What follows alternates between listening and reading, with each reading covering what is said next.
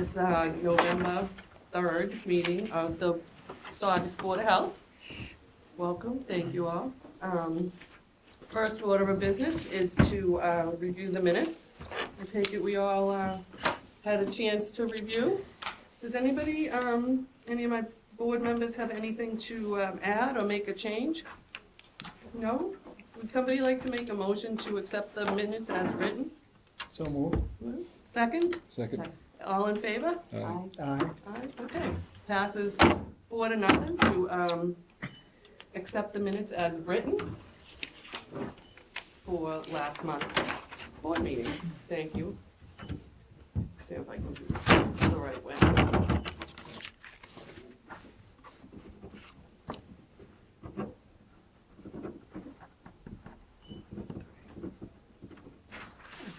Thank you. All right. The next order of business is Wind Waste Innovations Operational Update, and Elliot's here. Good evening, Elliot. Good evening. Hey, Ally. How's it Thank going? you. Very well. Oh, just before, I'm sorry. Yep. John Fralick, our director, is not here tonight. He's not feeling well, so I do have a report to read at some point, but I'm sorry to interrupt you. No problem. Well, good evening, Madam Chair and the rest of the board. Since the last Board of Health meeting on October 6th, the facility's operated at 88% boiler availability, processed just over 32,000 tons, and I have no megawatt generation to report because the turbine is in the scheduled overhaul. We had 5 unscheduled downtime events totaling 152 hours. Joe sent out the bi-monthly report earlier today, so you have the latest ash numbers. For notable events, I know there's going to be questions, and we talked the other day, but on October 30th at approximately 4:30 p.m., the facility was temporarily knocked off the grid due to an issue that National Grid was working on.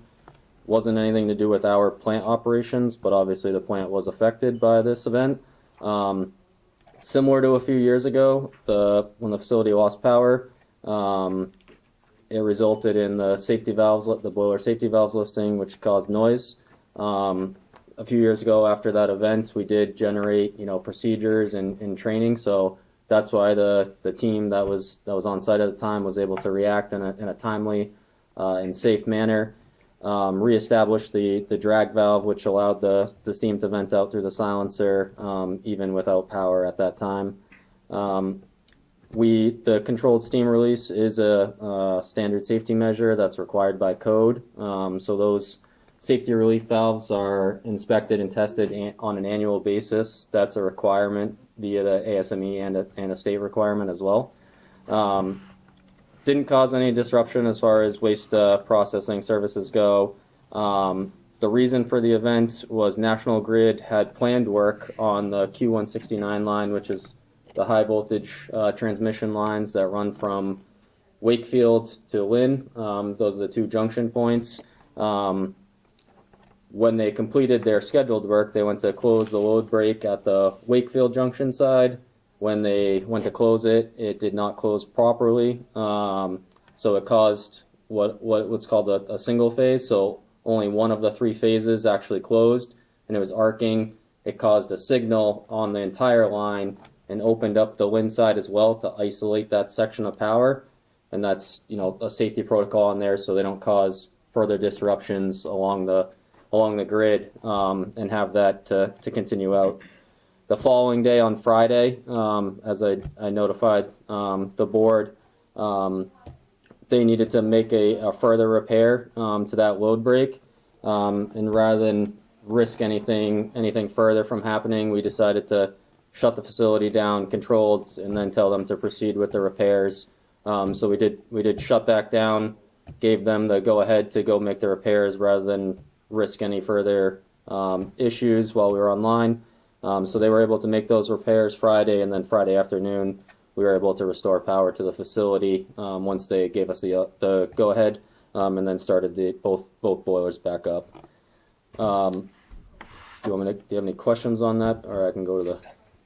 I'm sure you do. So go for it. So when you shut down, I'm assuming you have auxiliary power. So, during these events, the Yeah. only thing we have is our small emergency diesel generator, which is for select critical pieces of components or equipment. It's only 165 kilowatts, so it's very small in size and nature due to this. So this is all power goes out at once. So all of our high voltage equipment, everything shuts down. I mean, lights go black in an instant when this took place. So, first of all, how long did the noise occur for?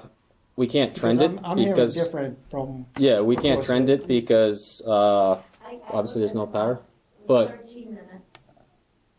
see, I got about 60 to 90 seconds right in. It was 1 or 2 minutes. Yeah. We had the 4-inch vent open in minutes. Ian was the Yeah. control room operator at the time. I was hearing closer to the other comment. Well, I'm in the 10 office, minutes. so I don't hear the steam, I hear the other part with the oil. Yeah, we had power back Yeah. within 15 We had a minutes. supervisor within seconds. Yeah. To But- to really, But you told me you had to manually turn on We- so- you had to manually Open the drag valve. reactivate the drag valve. Yeah, so when power lost, the DCS, which is our control system, obviously lost power, and at that point told it to shut because it lost power. So it Right. thought everything was basically off at that time. Mm-hmm. So then with no power, no signal to it, no air, anything like that, those guys directed the operators or a supervisor to go out and manually open that right away. So the question that I had was thinking that auxiliary power comes on, why do you have to manually turn on the drag valve? But it sounds like your auxiliary power Is is limited. yeah. It's for select equipment that it wouldn't power everything that's needed for this. So and this is just a comment, Yep. okay? That, the town was told that in 2021, they have a silencer, drag valve, this wouldn't happen again, okay? We had a couple of incidents in January 24, had to be a repair on the drag valve in February, thinking that, okay, and we had a couple of incidents where the turbine tripped, and the drag valve worked okay, but it seems like when you lose electricity, we're gonna have a problem. So it doesn't always solve the problem. Yeah, I mean, unfortunately, they had planned work that they were going to do, and under normal circumstances, they could have proceeded with their work and closed. I asked them to make sure that from their side of things, especially right now so if we had the turbine online, what would have happened is we would have dropped into what's called isochronous mode, where we basically become an island. So we're separated from the grid and we just generate power. Mm-hmm. So this wouldn't happen in that case. It's a little unique situation where we're in this extended outage. So that would have prevented it. But I did talk with the National Grid team about communicating to us and making sure if they have anything where there's a risk like this, that we have those conversations ahead of them doing any work. That's not necessarily required, but they're willing to have those conversations so then we can make the best decision and try and be the best partner as we've been trying to do. So that's why Friday, even though there was a pretty low chance, because they knew what had happened, there was a pretty low chance of lost power, but we didn't want to risk it. So they literally shut down the plant, stopped operating. So all these guys had to just sit in the dark for hours while we couldn't do anything. So it's not only the noise, okay? It's the fear in the community. The community hears this noise and they don't know what's happening, what's next, so I just want to make you aware of that. No, I understand that point, but again, this is all heavily regulated. It's not something that you can't just operate this stuff without Mhm. these certifications. This is regulated by the NBIC, our insurance company, the state, and at a national level. This is all looked at. That's why you have these pieces of equipment in place to prevent something catastrophic from happening, because they've learned over the years and history and design and everything to make sure that all these things are in place. But I understand what you're saying. But that's why we try and come to, tonight and communicate as best we can when things are going on, so that way we can help prevent that and call the fire department, for example, and let them know what's going on and try and get that communication out as soon as possible. Appreciate it. That's certain, I mean, it certainly has improved by leaps and bounds as far as the communication goes. And, every, pardon me? Yeah, no, I appreciate the communication. Of course. Yeah. And I think it's just like everything else. You can't, as the circumstances arise, we try and better for next time. We can't foresee every circumstance. So when things happen, okay, what do we do better next time? Yep. And certainly, I'm not saying it's okay, and we always appreciate that nothing's okay, and the fear in the community, everything that we're saying is justified. I think the way we've been partnering and working, everybody's trying to be cooperative, and questions are good, and it's always nice to have another set of eyes and ears on it to say, oh yeah, from the outside perspective. And I think we've all been working really well together and trying the best we can. Yeah, trust me, no one wants that place to run 100% perfection more than me, than the team that's here all the time and working there all the time. Because I mean, if anything's going to happen, it's these people are the first ones that would be affected. Yep. And nobody wants to see anybody. No, and that's hurt. like you mentioned. We don't take any incident, no matter how big or small. We try and root cause everything and look at the corrective actions and ways we can be better going forward. And that was the discussion, with National Grid and how we can coordinate these kinds of things I mean, it just better. sounds like it was a perfect storm for something to go wrong, and it's unfortunate. And the fact that the supervisor quickly, opened that drag valve, and there was no power, I get it, and we get it, and, there's only... Yeah.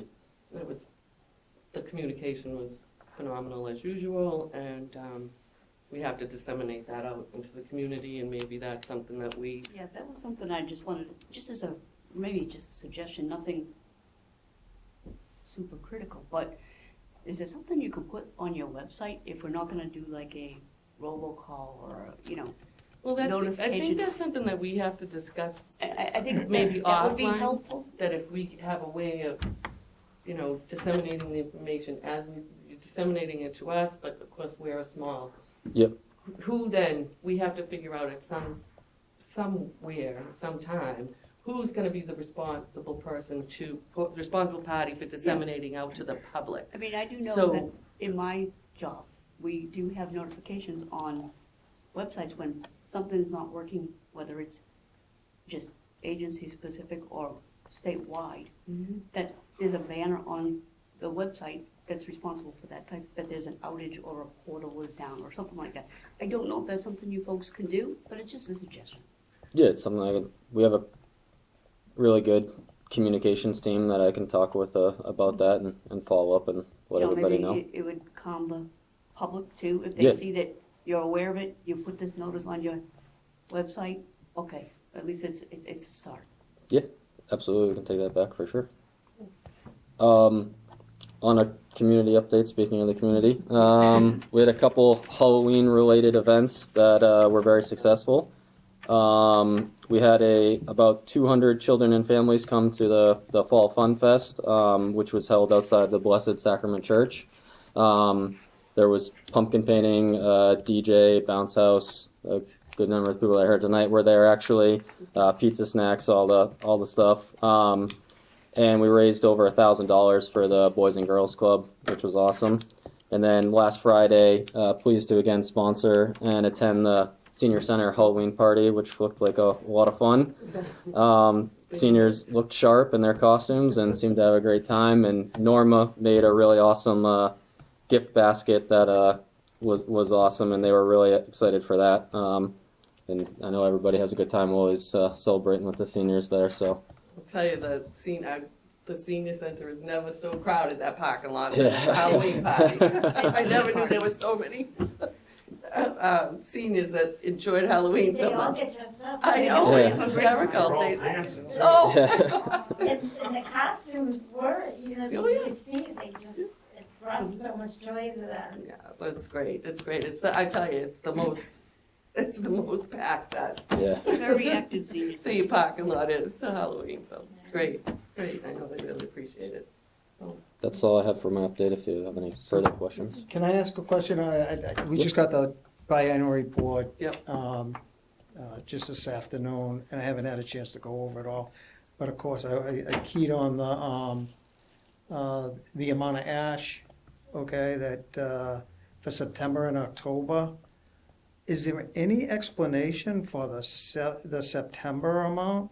There was 6,664 tons generated, 5,008 tons shipped off-site, 806, that leaves 862 tons in the landfill.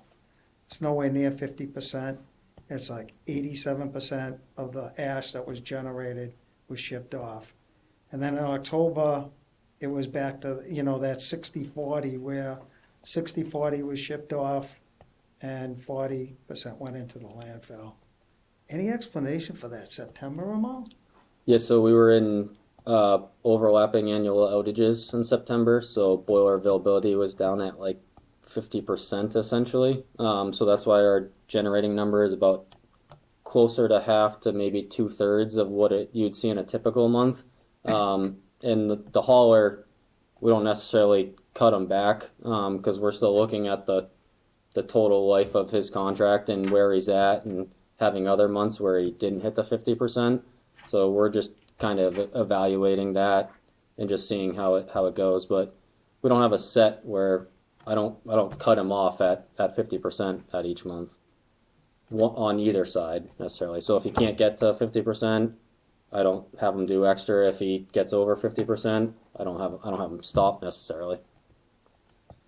So am I hearing it correctly that the goal is for the entire year for the number to come out to 50?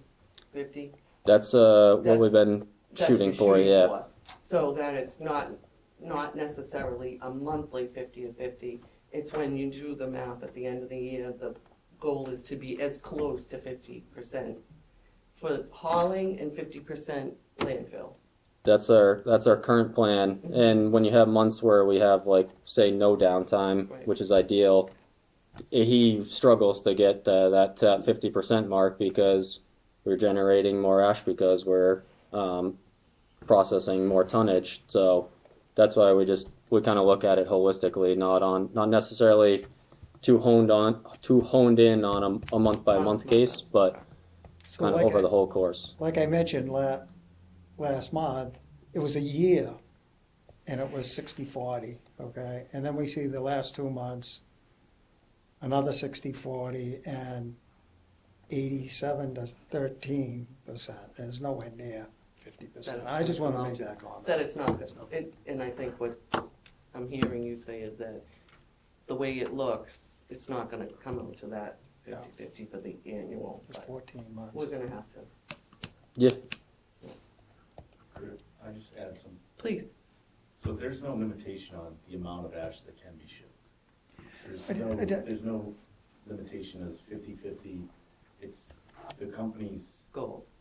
it's their plan right now, but that number can fluctuate. There is no mass DEP limit or any limitation on what gets shipped to Shrewsbury.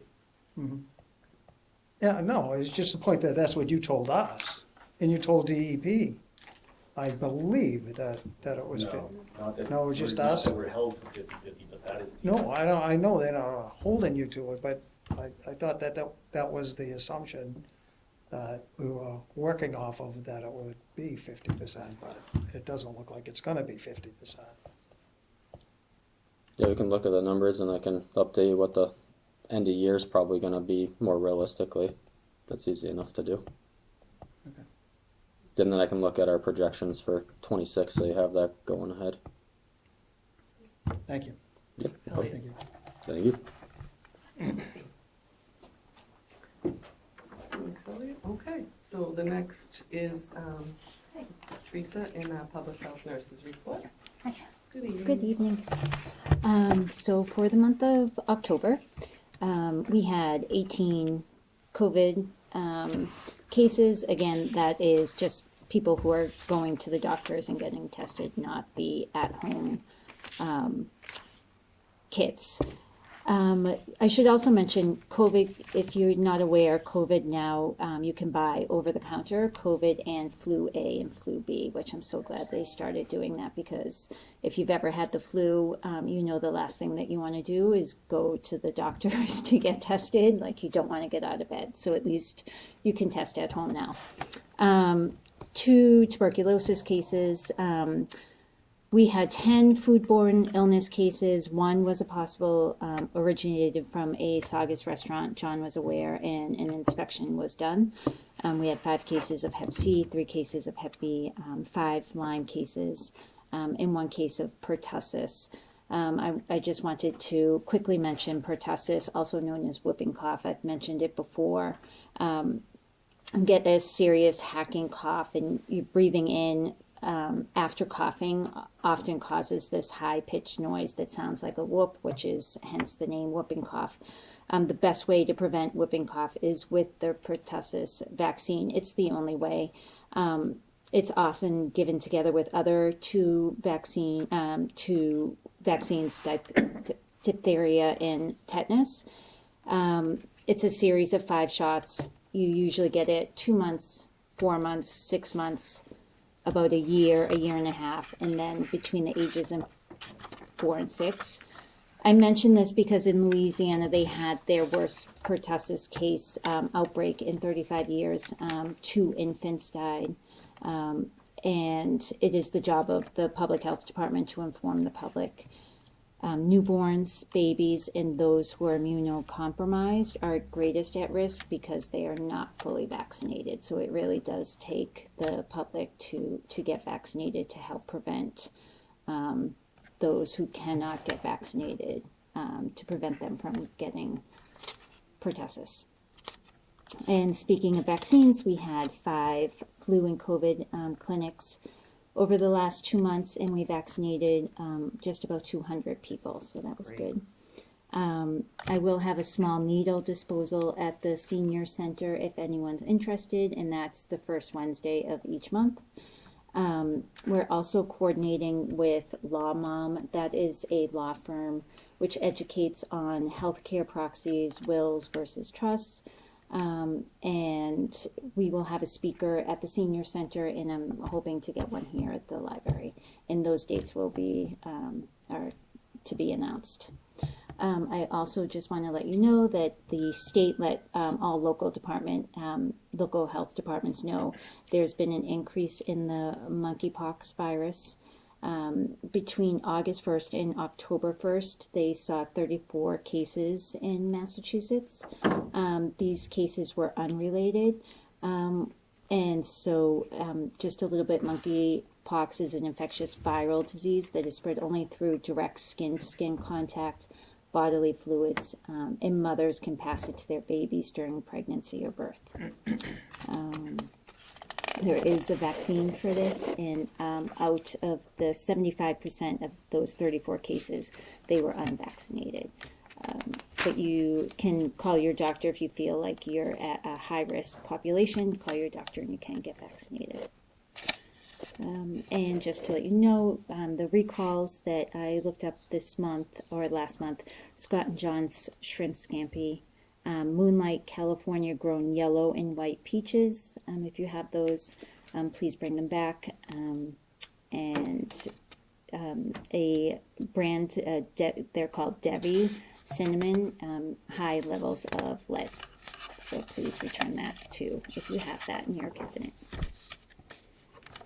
Yes. On the peaches and scampi, Yes. what was the contamination? It was,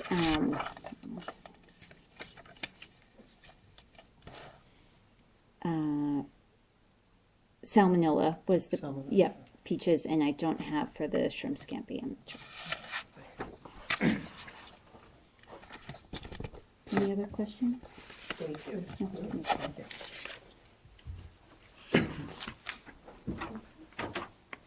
All right, and I do have a report from John, which is our last order of business that we have planned.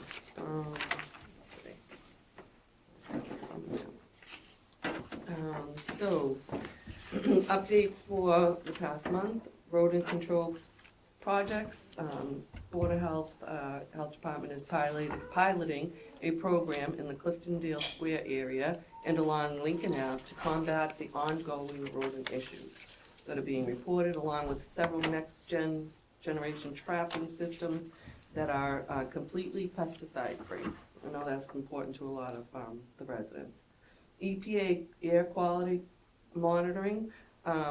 So we did receive confirmation that National Grid will be supplying power to the equipment that's been placed adjacent to the wind waste trash facility during the week of 11/10/25. So we're really excited about that. It's going forward. We had several delays related to that air monitoring system that the state presented us with last year, but this seems to be the last hurdle that they've gone over, and that this is coming to an end, and we will get that awesome air monitoring system. So we're really excited about this. MHOA conference at Mass Mutual Center in Springfield. John will be attending the annual Mass Health Officers Conference in Springfield this week. It's 11/5 through 11/7. Visiting lecturers will be in attendance from the GPH, DEP, and they discuss some of the ongoing issues and concerns at the state level. As far as Square One Mall, they were met with representatives from Simon Properties and the Square One Mall regarding the ongoing sanitary and management issues that continue to be a problem and manifest on the property. John explained the expectations and penalties for non-compliance moving forward, as the issues on site mirror historical issues regarding illegal dumping, rodent and trash problems, equipment deficiencies in the food court, and general lack of oversight on custodial efforts. They currently owe the town of Saugus $2,000 in Board of Health citations. So we know the Square One Mall, there's been an ongoing issue. John, the director of the health department, has been, ongoing meetings with them, and this is something that they're not gonna let up on. It's a huge property and it needs to be maintained, bottom line. Permit renewals, the department has completed its annual permit renewals as of last week, and they are expecting to start receiving applications this month, and they will be processed. Kylie has a lot of work ahead of her. John, as always, keeps us board members well informed of what's going on. He does an excellent job. We're very fortunate to have John do the great work that he does. So we appreciate that, and we hope he feels better in time to get to that conference, because it's an awesome conference every year, and there's a wealth of information that's shared between health directors, colleagues from the state. So I'm hoping he's going to feel better and be able to get the most out of that conference. Does anybody have any sessions for topic that's not reasonable anticipated 48 hours of the meeting? Joe? Madam Chair, I'd just like to add a little supplemental information on the air quality station, because I was involved with it a bit, and so I just wanted to report back. Back about a month ago, I heard that the station was in its location on a pallet. So I spoke with Sean Dunn from DEP, and he told me there were a few things that had to be done. Mm-hmm. One, they had to set it permanently set it in its location. Sure.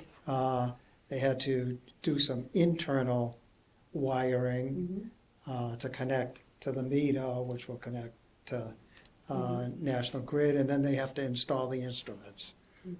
So as the chair said from John's report, it's all set in its location. The electricity, the internal electricity is done, and all it has to, the only thing that remains is to connect it to the telephone pole and put in the instrumentations. And it's gonna be connected on the 10th, The 10th. November 10th, and DEP is gonna put the instruments in place also on the 10th, so it'll be ready to go shortly thereafter. Yeah. So I just want to report on that. Thank you for the clarification. Yeah, we're really excited about that. Yes. I think it should be like a ribbon cutting or something. It's been a long time coming, but, yeah, thanks. I have a quick question about the air monitor. Sure. Do we know whether it's going to be able to decipher what it's seeing, unlike the purples? Is it gonna be able to It's- differentiate between dirt, water, It's, gases? Or is it gonna be just as comparable to the purple monitors that you had out before, where it sees everything and puts up an alert, but it could be water, it could be dust, it could be dirt? Is it going to be able to tell the difference between sulfur, carbon monoxide, or water? I mean, and if it's not, then what good is it gonna do? So it goes to, I forget the number of microns, but it's a little more sensitive. And that was one of the things we had discussed. They gave us a great presentation. It can't actually differentiate by, particle by particle is what we did. We were a little disappointed on that, but it has smaller micron particle, so it does give us a little better understanding But of it's what. still not gonna be able to differentiate much of anything, so if it spikes, everybody's gonna come after wind waste. Whether it's us, Well, road dust, right, all so, the trucks well, sitting not on the right. bridge. So I guess GE. it's just it's more accurate, and a purple monitor is going to be alongside it. It's going to be more specific to microns, is what my understanding was. And Sean will be back once it's operational, and we'll be giving a much more detailed. Allison also comes, and they've worked on these. They've been put up in other areas of Massachusetts, and they can explain better than, me with the once-a-month meeting over Zoom that they've done, and they put up a great presentation, and they put it in ways that, average person can pretty much understand. And again, we had this presentation last year, I believe it was, right? I think it's not something, and we tried to explain this even about the purple monitors, and Sean did a good job of explaining that, as well as Allison did, that the spikes aren't really anything to get so alarmed about as it is the average over time. And I think when the residents heard that, they understood that makes sense, that you don't, one spike for a short period of time isn't what is going to cause, major problems, health problems. What we need to be aware of is what the average of our pollutants are, how much that's gonna affect us throughout our lives. So this is what is gonna give us a better reading of, in a more specific of the micron particles. And that's the best I can do for an explanation. I'm certainly not anywhere I'm not qualified for air monitoring devices. I think he's questioning, and I had the same question at the time. Yes, you did. You can't tell. No. You have a spike, it could be foggy. I mean, Right, it's on and the- that's what we said, and This water. could if actually there's- create more problems for them.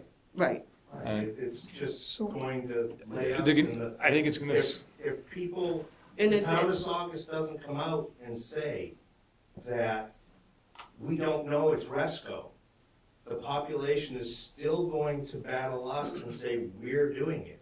But So we're not.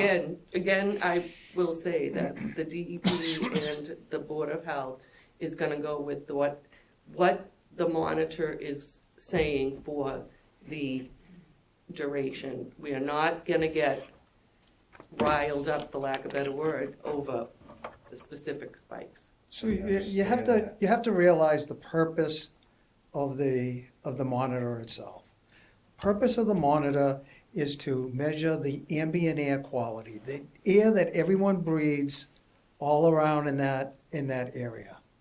And that's what it's gonna measure. And there's certain parameters that the federal government that the federal government has to measure that, okay? And most of it is particulates, okay? And particulates come from different sources. And it's not the only thing that this monitor will measure, but mostly it's particulates. And it's regular particulates and breathable particulates, okay? And is this just- something that this company or the town of Saugus is going to bring out in letter form to It's- homes of the Saugus to explain to the population that doesn't come into these meetings? It's DEP That- sponsored, it's a DEP air monitor. But they come to you guys first before they call the DEP, do they not? Well, the residents of Saugus will be able to monitor it themselves, right? They monitored the Real time. purples, but they didn't Right. understand the concept behind the purples. Mhm. They just followed the spikes and went, we're being polluted. Well, But you didn't know whether it was pollution or water or dust or pollen. It was just a spike, and they reacted. and that was what, Because they don't come to these meetings, they may not watch the video, and nobody else is saying anything, and they're not gonna take Win Waste's word for it. Mhm. So there has to be somebody else that they trust to put this information out of what this monitor is going to monitor. the Board of Health did sponsor many educational, And you can sessions. always call the Board of Health Right. and ask, you know. yeah, we did sponsor many educational, we had people come from different, companies, we had a consultant in, gave us all that information too, and, you know, what's the old saying, you can lead a horse to water, but you can't make them drink. So, I mean, we can't stop the people from, you know, posting on Facebook and all that stuff. We can only educate as much as we can and provide the information. If the people are gonna take it, they're gonna take it, you They know. also say silence is golden too. Your silence at We're not times- silent, We're not I just silent. said, At the we time. had provided plenty of educational material, and we've, you know, pursued the monitors, and we're doing all that we can, the best that we can. I have a question, sorry. Sure. I wasn't available for whatever that informational, thing was. Sometimes they do have filters for these kinds of things that can be tested in the lab, and you can see the specific pollutant that it is. Would that be something that you guys can do, maybe like once a quarter or once a month, have those filters be sent out to a lab and tested? So that's, And then communicate to the community, because I think that would kind of solve that issue, right? Even if you're seeing those spikes, if you're sending that out and being like, hey, like once a quarter, like this is exactly what was in the air, this is what's responsible or attributed to that spike that you saw. And then also I think that you could put it on the Saugus website as well in terms of like directions if there's an app or something that's going to be used where everyone's gonna have access to. I did go on the website and there's a bunch of resources there, so I do feel like it's easy enough to just be like, hey, it's on the website, this is exactly how you use it, this is what that means, this is what the spike is, and we are testing it once a quarter and we're posting it here, so you know exactly what's in the air, what, what kind of risks, it causes, and explaining a little bit more of those microns and, all those things. so we certainly can take that under advisement next time we meet with Sean, and Sean Dunn and Allison from the DEP, who are gonna be responsible for monitoring the air monitors and putting the information out. I certainly can bring that up and see what is this ringing outside or just in my hearing aid? It's in my head. We can definitely put that, ask about that and see what so what can be done. I mean, we're certainly not adverse to information or putting information out, as Wind Waste would, willing to put information about the silences and the noise that's going And on. I'm sure that even if Wind Waste, if they want to pay for it too, if, they're concerned about this, they can have those samples, they pay for the actual, sample to be collected and tested every month. And I also think that could be a good partnership there, right, where it's like, hey, like, these spikes are happening, we're scared that people are gonna come for us, well, then you can pay for it, for this filter to be tested every month to see exactly what the particles are. And so they're like, hey, it's not us, maybe it was like water or something. So I also think that'd be a really good use of like resources. We're certainly open to any and all possibilities, but, the main thing that we want as the Board of Health is to monitor the health and safety of the community, so certainly we're trying the best we can, and I'll take any, I'll take that Because to. I think that the data is important. I think it's, easy to just say, hey, like, we're testing it, and I mean, as, he mentioned, there's spikes everywhere, and I think that, specific data is like the best way to get across to people, and some people might not care for it if they're seeing spikes every day, and then we're just telling them it's the humidity, especially if it's more sensitive, it's but it's Right, true. no. The more sensitive it is, like, with even smaller changes, you're gonna see those spikes. And so I think it's really important if we're gonna do it, we have to do it right. And so I think it's about starting those collaborations, those partnerships, like, kind of like getting to the next step. I think that this is a great thing that, you're doing for the community and even getting it started, but I think that if it's gonna be done, it needs to be done the right way. And I don't disagree, and I think it's like anything else that we do, it's a process, and it's always takes time. And, we thought that this monitor thing was gonna be up and running a lot sooner, and, it unfortunately has taken time, but we will definitely ask Sean and Allison if this is what this monitor is even capable of doing. I don't profess to know the ins and outs of it, they're the experts. So, we will definitely bring that up at our next meeting. So thank you. Yeah. Anything else? Or anything? Comments? Thank you. Anybody take notes? All right. General update, I think we've hit it all. And once again, thank you all for participating and giving us some good information to bring back. And we're strong as here. Because I have a lot to bring back to him, and I will definitely do that. And everybody have a great Thanksgiving. You'll have a lot to be thankful for. And we will be back here the first Monday in December, which was gonna be December 1st. Correct? December 1st. All right, so I will make a Motion to adjourn? motion. Seconded. Second, all in favor? Aye. All right, the meeting is adjourned. We'll see you December 1st. Thank you again. Happy Thanksgiving.